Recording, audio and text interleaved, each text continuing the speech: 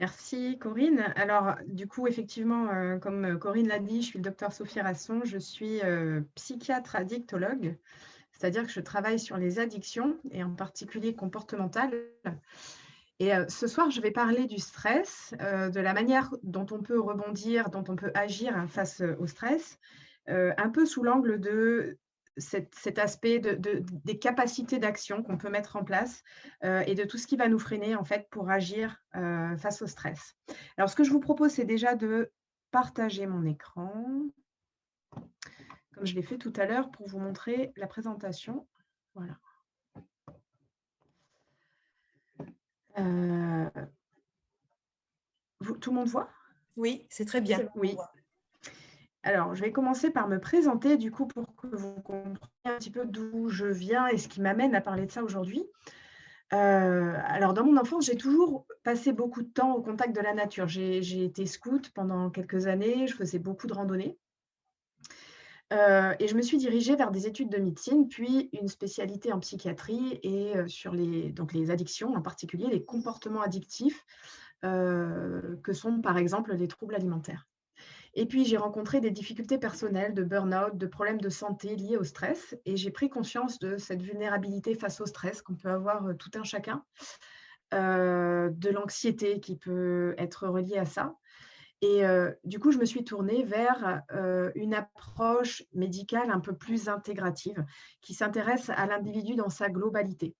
Et je me suis formée à ce moment-là en aromathérapie, puis en sylvothérapie. Donc, je vais expliciter un peu ces outils-là dans la présentation.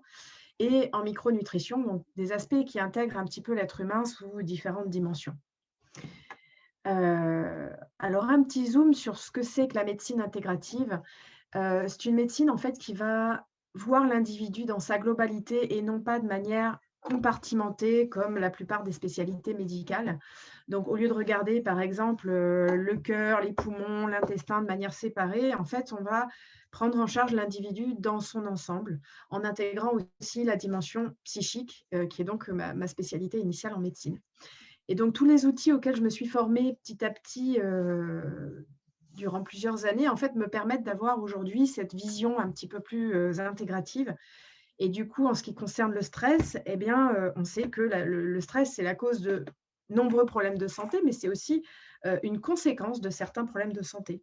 Euh, Par exemple, j'ai un patient qui a développé un diabète auto-immun après un deuil. Donc ça, si on ne prend pas en compte l'aspect psychique de sa maladie, eh ben, peut-être que le traitement va être différent ou moins adapté. Alors, quand on parle de stress, qui est une notion dont on parle beaucoup, finalement, on parle de quoi?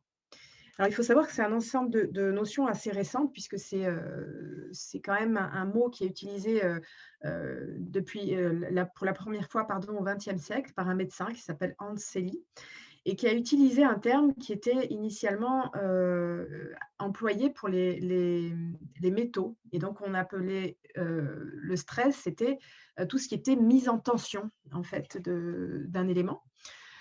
Pour la plupart des gens, c'est simplement une vague notion de malaise psychique, plus ou moins physique.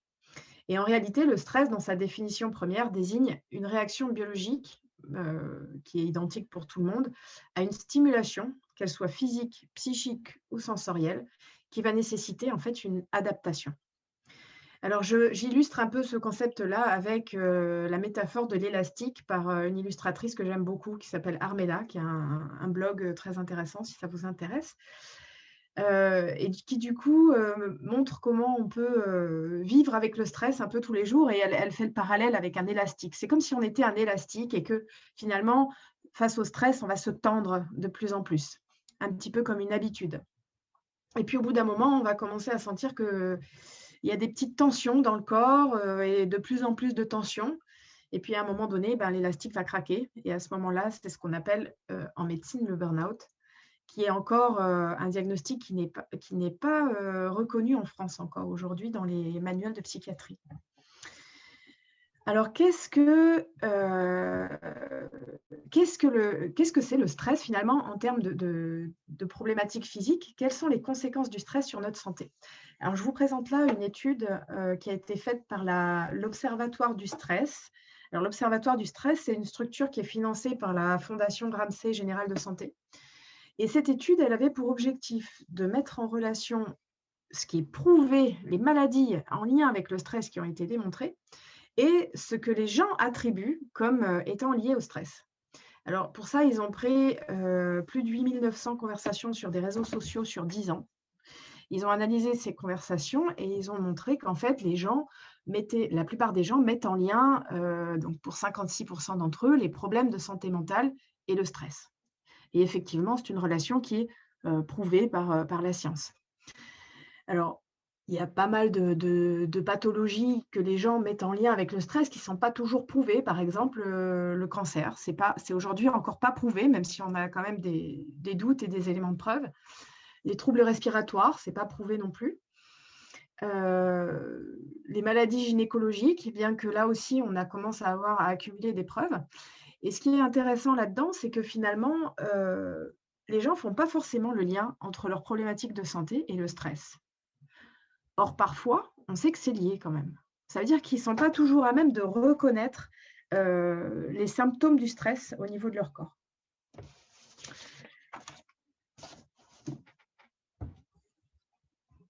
Alors, au niveau conséquences, le stress, c'est le facteur déclenchant de nombreuses pathologies, comme les troubles du rythme cardiaque, ça on le sait, des accidents coronariens aigus, donc ça va être par exemple des infarctus, des insuffisances cardiaques soudaines, des morts subites, des dépressions. Voilà, il y a comme ça une liste de pathologies qu'on peut attribuer au stress. Donc on sait que globalement, le stress c'est mauvais pour la santé, ce n'est pas un secret. Donc il faut le réduire. Là-dessus, on a donné un peu des lapalissades, c'est très bien, on va réduire le stress, mais comment? Comment faire? Et alors, si on interroge les Français, eh ben, ils vont vous donner pas mal de solutions. Ils vont vous parler des médecines parallèles pour 29% d'entre eux, de techniques de relaxation, de yoga, de méditation pour 45% d'entre eux, et puis le sport, qui est mentionné par plus de la moitié des gens comme étant positif pour leur sensation de stress.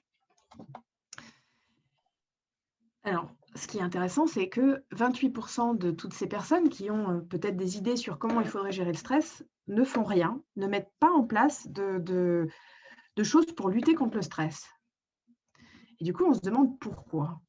Alors, on sait, selon certaines études, que plus de 88% des résolutions sont abandonnées en quelques semaines.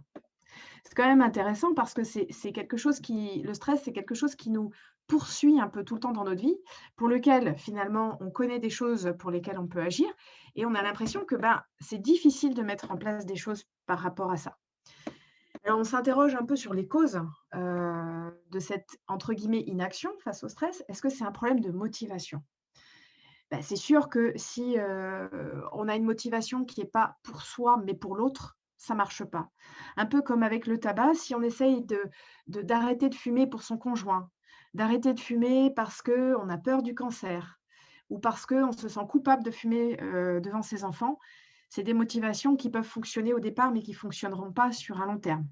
Parce que la meilleure des motivations, c'est finalement d'arrêter pour soi-même, pour sa santé. Et de la même manière, pour le stress, c'est pour soi qu'on fait les choses et pas pour l'entourage ou pour son patron ou pour son conjoint. La deuxième chose qui fait qu'on peut abandonner son action assez rapidement, ça va être les objectifs. Est-ce que les objectifs sont réalistes? C'est-à-dire que si je veux enlever tout le stress de ma vie, de mon quotidien d'ici 3 semaines, c'est sûr que je ne vais pas y arriver. C'est très probablement un facteur d'échec. Et donc, ça me pousse à interrompre ce que j'ai mis en place. Est-ce que la méthode est appropriée? Alors, c'est sûr aussi que si j'utilise des méthodes complètement inappropriées, comme par exemple ce que font parfois les gens, ajouter encore des choses dans mon agenda. Par exemple, ils me disent je vais méditer, et puis ils méditent un peu comme si c'était quelque chose de plus à faire dans la journée, comme si c'était encore une case à cocher dans toute la liste des choses à faire.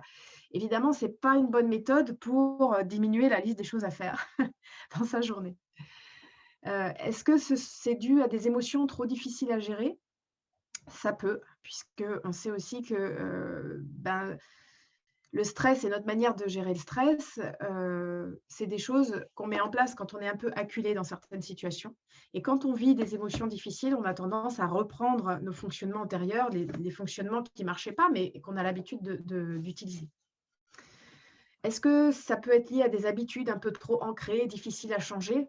Ben oui, puisque les habitudes, on sait que ça met, entre 2 et 8 semaines pour être modifié et que c'est quelque chose qui demande un effort initialement, vraiment, pendant ces 2 à 8 semaines et ce n'est qu'au terme de ces 2 à 8 semaines que finalement, on n'y pense plus et que ça devient comme, quelque chose une nouvelle habitude. Et puis, est-ce que le mode de vie est compatible avec nos objectifs? Alors ça aussi, c'est important, parce que, par exemple, quand on parle du stress, on peut parler beaucoup du sommeil et on va parfois donner des conseils aux gens de dormir un peu plus ou un peu mieux, mais c'est sûr que si, ce sont des gens qui vivent beaucoup la nuit, par exemple, bah, vous avez beau leur dire de dormir plus, ça va être, très difficile pour eux à mettre en place. Ce qui nécessite du coup de s'adapter vraiment, à tout ça. Et ces difficultés-là, alors là, j'en énonce certaines là, avec vous. Heu, il y en a qui sont conscientes et il y en a qui vont être inconscientes, dont on n'a pas conscience. Ce qu'il faut bien comprendre, c'est que du coup, ça rentre dans une espèce d'équilibre à l'intérieur de tout un chacun. Alors peut-être que vous connaissez un peu ce concept qu'on utilise beaucoup en médecine de balance motivationnelle. En gros, cette balance, elle exprime le fait que dans la vie, on maintient un comportement tant qu'il a plus d'avantages, de bénéfices, que d'arrêter ce comportement. Alors, je vais prendre l'exemple du tabac. Si vous fumez aujourd'hui et que vous voulez vous arrêter de fumer, mais que vous avez des difficultés à vous arrêter, c'est probablement parce que le tabac, pour vous aujourd'hui, a plus d'avantages, a plus de bénéfices, on va dire, que d'inconvénients. Et là, en général, quand je dis ça aux gens, ils me disent: «Mais non, pas du tout, le tabac, c'est nul, il faut arrêter, c'est pas bon pour ma santé» et cetera. Donc ça, c'est la face émergée de l'iceberg. C'est ce qu'on voit, c'est, les inconvénients du tabac, les inconvénients, du fait de fumer et ce qu'on voit, c'est les avantages qu'on a à changer, les avantages qu'on a à s'arrêter. En revanche, ce qu'on ne voit pas, c'est les inconvénients à changer. Les inconvénients à changer, ça va être, par exemple, mais comment je vais gérer mon stress après? Comment je vais faire quand j'aurai envie de manger un bonbon? Bah, d'habitude, je prends une cigarette, mais là, qu'est-ce que je vais faire? Voilà, toutes ces petites choses, en fait, qui vont nous freiner. Ça peut être des peurs, ça peut être, des apprentissages anciens, des croyances. Toutes ces choses-là vont faire pencher la balance d'un côté ou de l'autre et c'est ça qui est difficile à changer.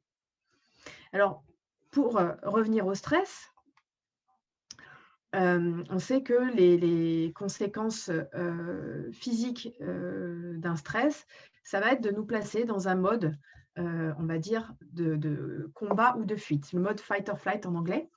Parce qu'on a des sécrétions hormonales, donc de cortisol par exemple, et puis de neurotransmetteurs tels que l'adrénaline, qui vont nous permettre de s'adapter au stress dans un premier temps, d'y faire face. Et la sécrétion d'adrénaline, qu'on appelle le mode fight, va nous permettre de nous sentir un peu dans l'hyperactivité. Alors vous avez certainement déjà ressenti ça, hein, dans un projet un petit peu excitant. On se met à être un peu hyperactif, on est combatif, on est compétitif, on est dynamique et on a une sensation d'hyperstimulation au niveau des idées, de la pensée, et parfois aussi physique, hein.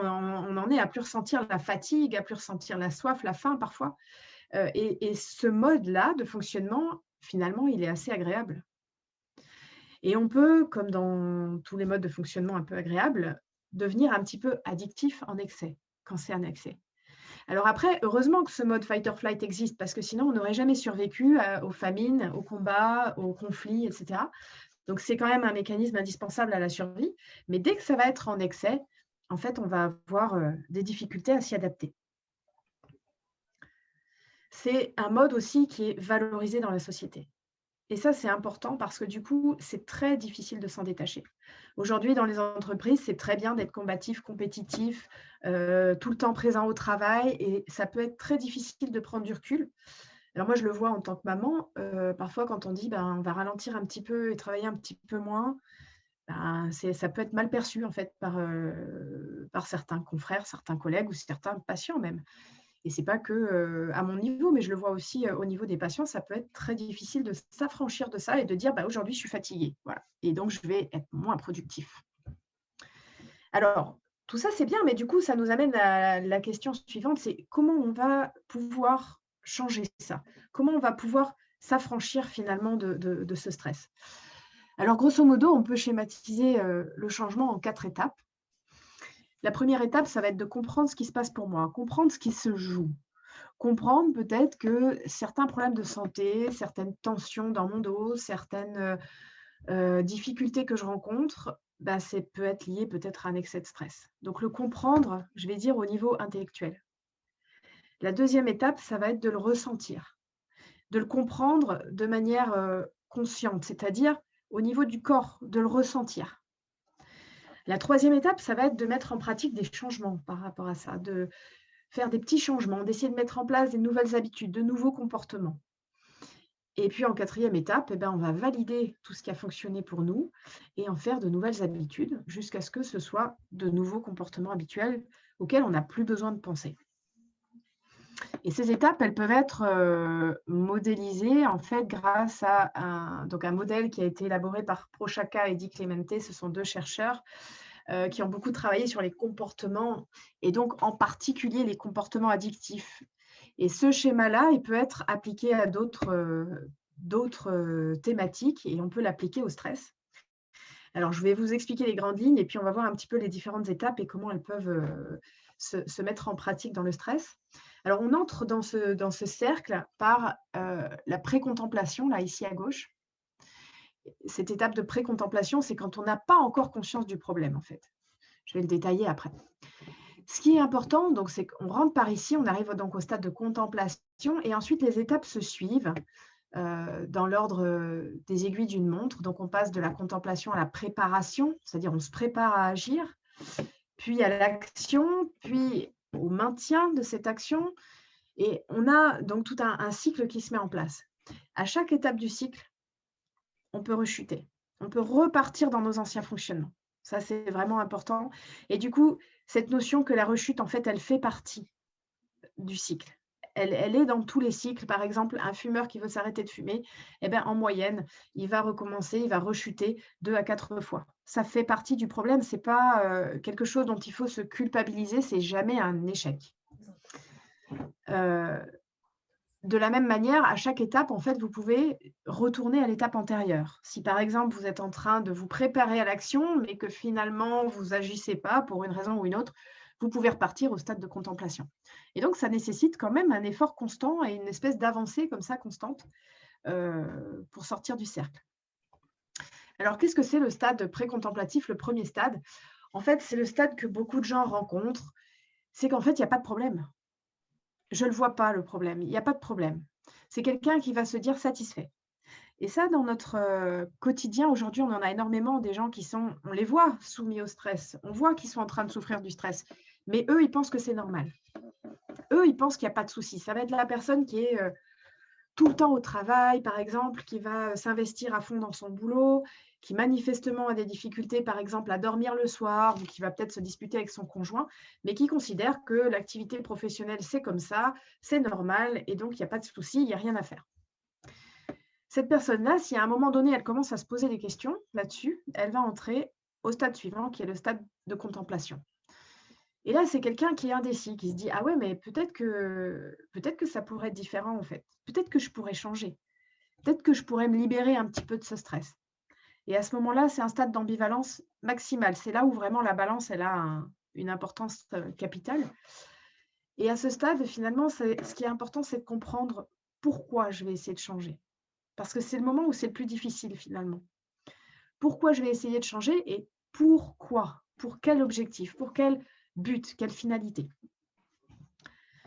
Une fois qu'elle, prend conscience de la problématique, la personne va, commencer à se préparer à l'action.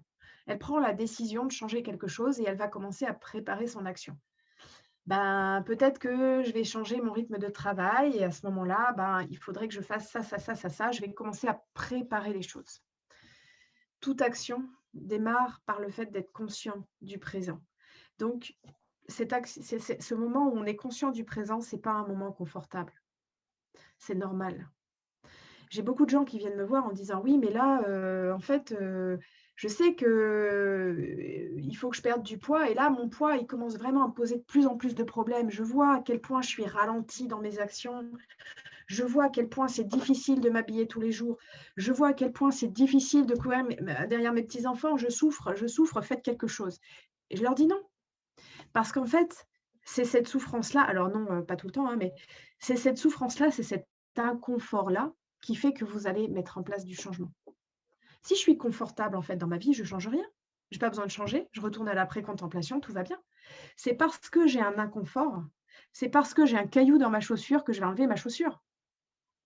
Si j'ai jamais mal aux pieds, je ne change pas de chaussure, j'ai aucune raison de changer de chaussure.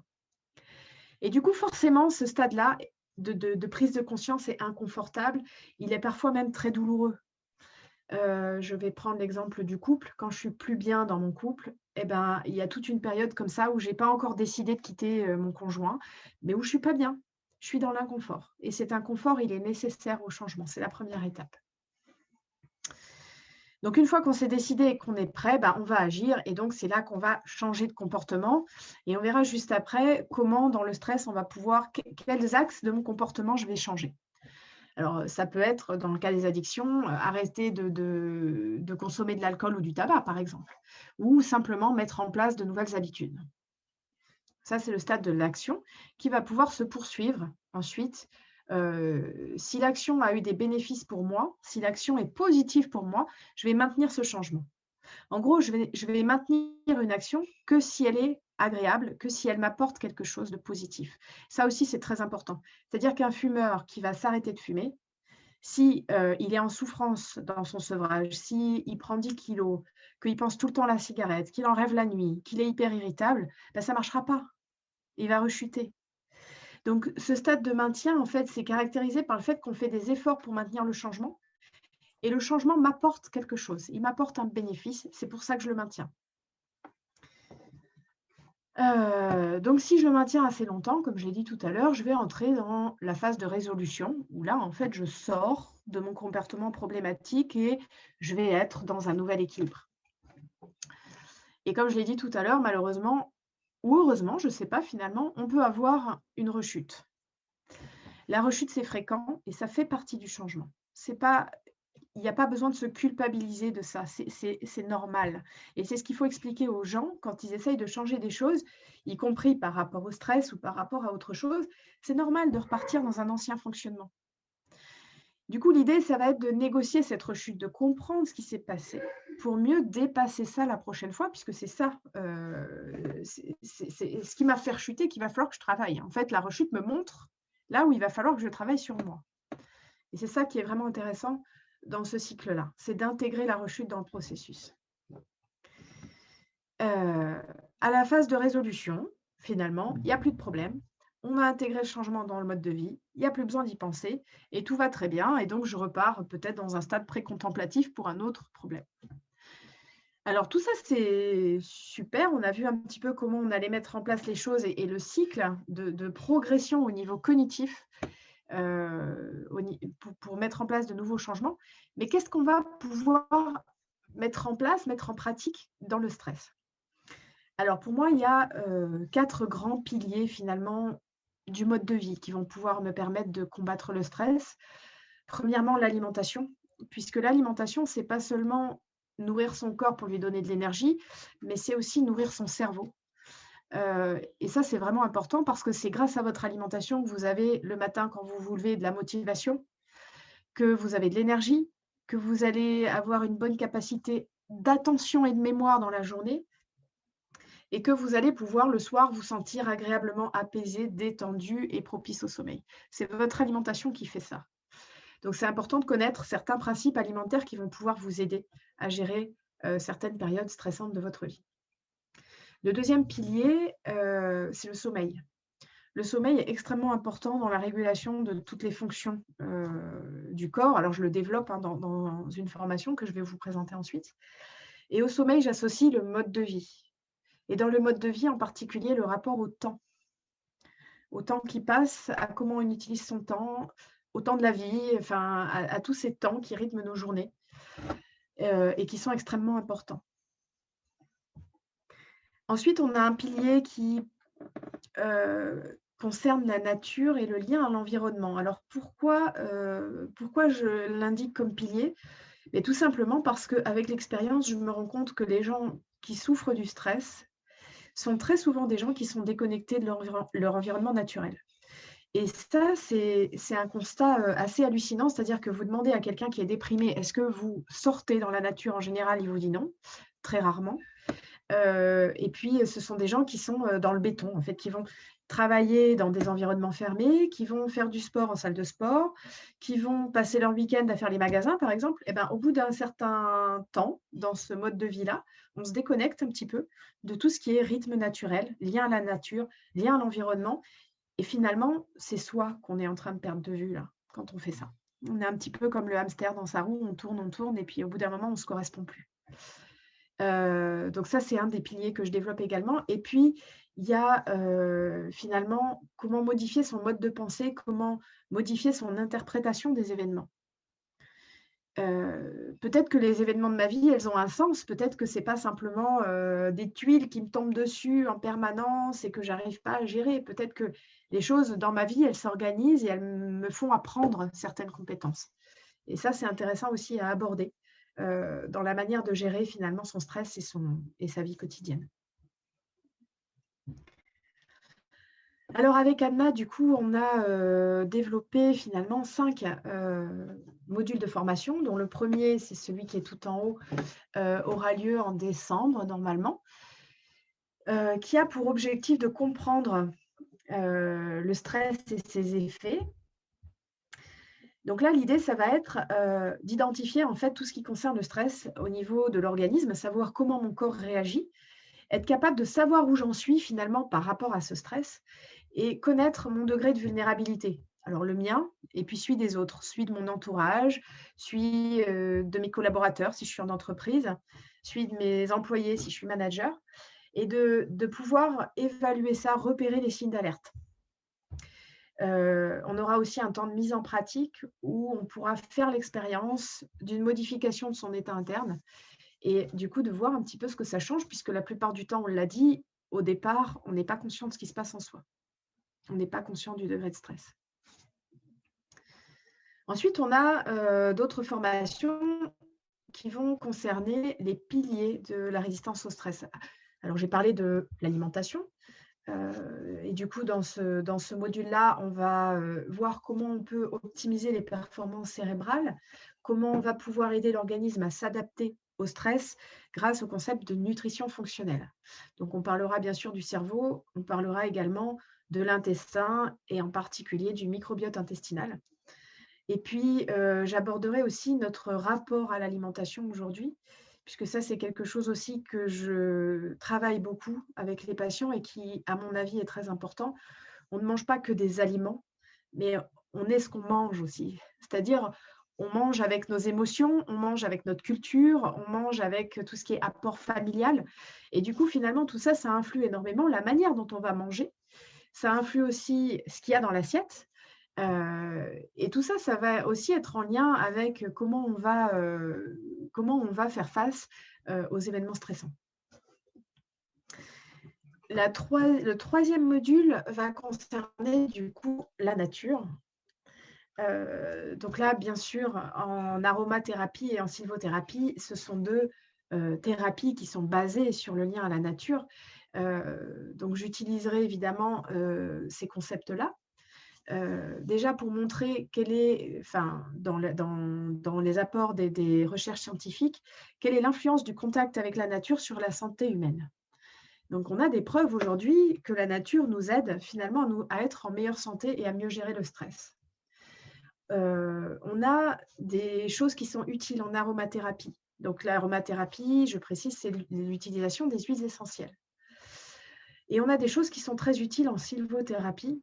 La sylvothérapie, c'est l'idée qu'en fait la forêt la nature, la sylvothérapie, c'est la sylvo, c'est la forêt. La forêt peut être thérapeute en elle-même.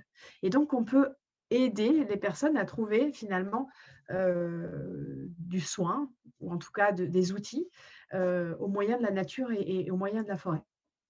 Donc on aura aussi, un temps de pratique avec une immersion guidée en forêt pour expérimenter ça pardon, directement et puis un temps pour voir comment finalement on peut utiliser ça en pratique dans le quotidien et rejoindre cette notion de faire des petits changements au quotidien, petit à petit, pour que ça devienne de nouvelles habitudes. Enfin, on va parler du mode de vie anti-stress. Et du coup, là, je vais axer pas mal les choses sur le rythme de vie. Alors, les rythmes de vie dans les différentes sociétés et leur impact sur la santé, en particulier l'impact du rythme qu'on a aujourd'hui dans les sociétés occidentales, puisque c'est très en lien avec les problèmes de santé à l'heure actuelle. Les bienfaits, enfin, l'utilité du sommeil. Alors, ça semble être peut-être des concepts extrêmement simples, et en fait, c'est pas si simple que ça quand on vient à vraiment l'étudier un petit peu en profondeur. On parlera bien évidemment de l'activité physique et de comment l'utiliser, puisqu'aujourd'hui, on voit encore beaucoup de gens, en fait, on voit beaucoup de gens faire beaucoup de sport, mais souvent, au lieu de les aider à gérer leur stress, c'est encore un outil de plus qui devient stressant finalement. Donc, comment aborder l'activité physique pour que ce soit réellement bénéfique face au stress? C'est une question qui est, je pense, très utile à l'heure actuelle. On aura également une partie sur le rapport à l'animal dans une optique de santé mentale. Comment le lien avec les animaux nous permet de nous sentir mieux moralement, de mieux gérer notre stress, de peut-être donner une direction à notre vie un peu différente. Et puis sur la perception du temps également, comment se sentir moins stressé, comment améliorer son rapport au temps. Enfin, le dernier module de formation, ce sera sur la manière dont on vit ses émotions un petit peu au quotidien. Apprendre à y faire face pour être à la fois plus présent à soi-même et pour comprendre un petit peu ce qui se passe en nous. C'est-à-dire que les émotions, finalement, il faut les voir un petit peu comme une boussole. C'est un petit peu un guide dans notre vie. Et si on arrive à prendre conscience de nos émotions et arriver à mieux les comprendre, on va mieux appréhender les messages qu'elles nous délivrent et du coup être en phase avec nos valeurs. Donc on parlera bien sûr dans ce module de l'apport des thérapies basées sur les émotions, et on aura aussi un temps de pratique, un temps d'expérimentation de la présence à soi. Donc là, j'utiliserai encore une fois la nature comme support, mais bien sûr, ce sera axé sur tout ce qui est lien entre soi et son émotion. Voilà, je vous remercie de votre attention. Je vous remercie de votre écoute, de vos sourires. Et puis, je suis à votre disposition s'il y a des questions.